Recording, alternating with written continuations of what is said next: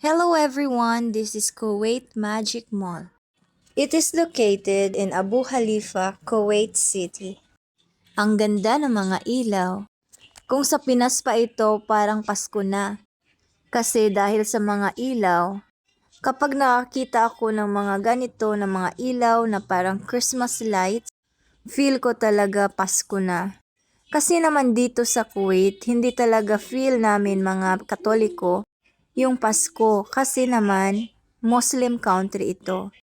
Malungkot po yung Pasko namin dito. Iba pa rin talaga pag sa Pinas magpasko. Napakasaya talaga ng Pasko sa Pinas. Lalong-lalo na pagkapiling yung ating pamilya. So ayan po ang ganda ng labas ng Kuwait Magic Mall at nandito na po ako sa loob. Ayan po, nakikita nyo merong mga clothing store, may nagbibenta ng bukur, may tindahan ng nagbebenta ng bags at shoes.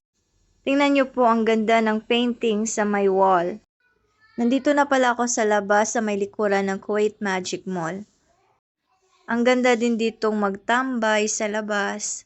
Nakikita nyo may mga puno din dito. Yang madilim na part, dagat pala yan. Thank you for watching guys. God bless you.